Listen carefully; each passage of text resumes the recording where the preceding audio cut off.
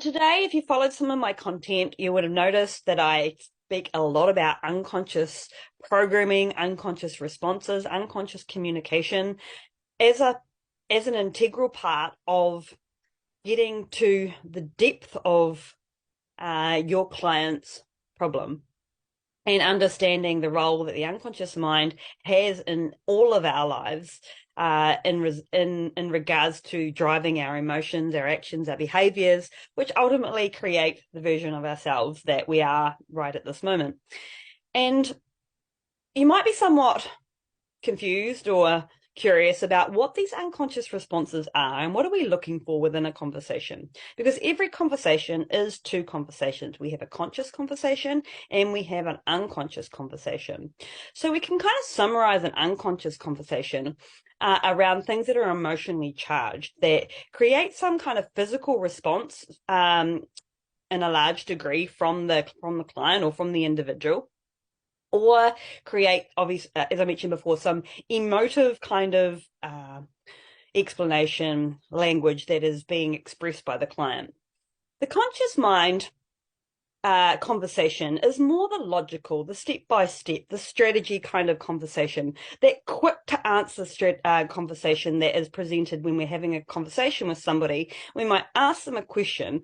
That immediate response is going to be a conscious response, because the conscious mind, the role of the conscious mind in this case, is to protect the unconscious mind and the truth that it has within it, because the unconscious mind is there to protect us, to keep us safe, but it is also there to drive us towards health, prosperity, and with its creativity.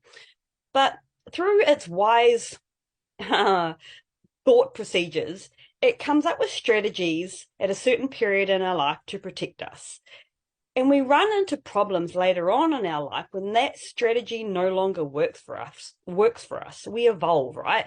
And when we are finding that something within us just isn't evolving as we would like to, it's more than likely that there is an unconscious program that is protecting us and keeping us in the status quo way back when it was created.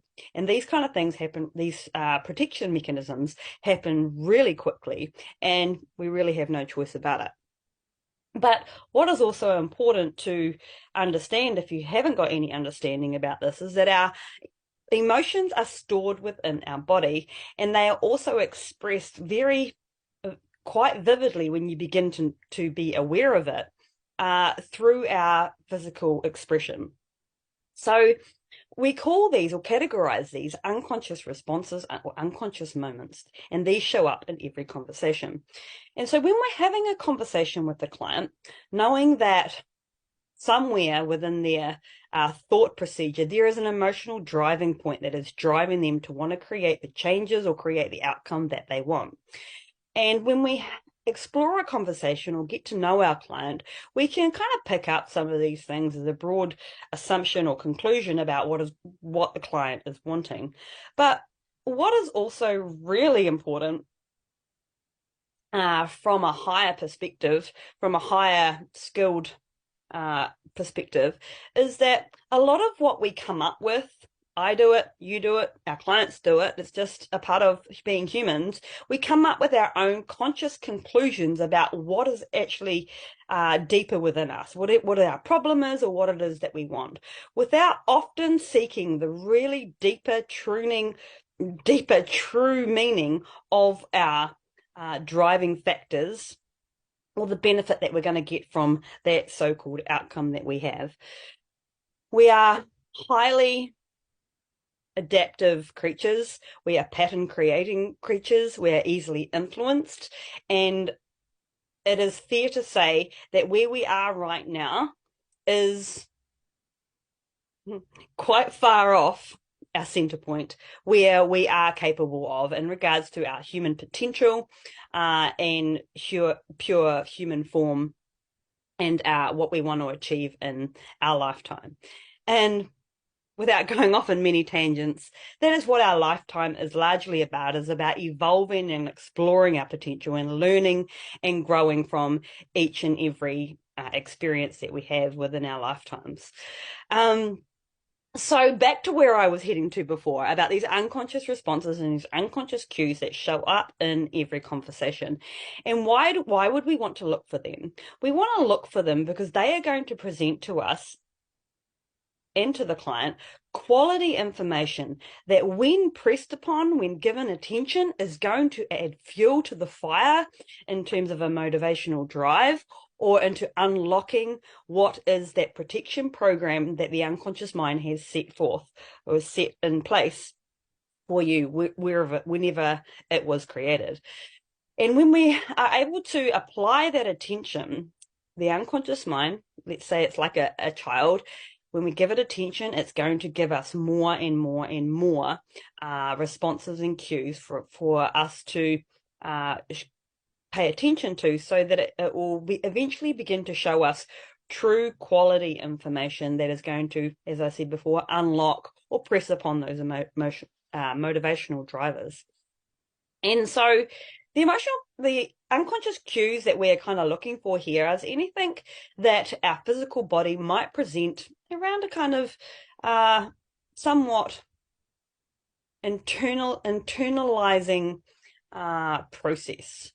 So traditionally, we're going to be asking quality questions that are going to create that you are, as the practitioner or you as the conversationalist, is curious about what is going on for your client or what is going on in their life, what are they doing. So we are questioning, right? We're just getting to know our client, and that is all it is, or our friend or whoever it is that we are having a conversation with. And when we ask these questions, we want to ask questions that are going to access more and more of those internal driving mechanisms that are going to present to us these unconscious moments that we're looking for. So say, for example, one of your clients is having trouble getting to sleep at night. So a question might be something like, so what's going on for you? Like, what is stopping you from going to sleep at night at a certain hour? These kind of questions is going to create an internal questioning that's going to allow the client to go back into their unconscious to search for answers. And as we continue to question and investigate our client ultimately is going to go deeper and deeper into the unconscious to search for these responses. And we're going to know when we have quality information and really identify whether it is conscious information or if it's unconscious information by these unconscious cues. And they might be presented anything along the lines of, say, clearing the throat, maybe some tension, maybe a scratch on the neck or the head. It could be gazing off into the far distance. It could be looking down. It could be fast blinking. It could be no blinking.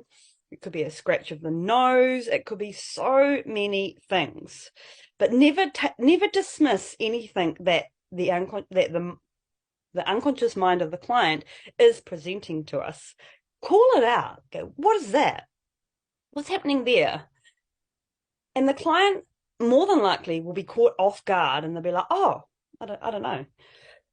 But when you continue to draw attention to those unconscious moments, something really amazing begins to happen, because the conscious mind is slowly being somewhat pushed back, distracted, put to the side, as the unconscious mind comes forth and reveals itself.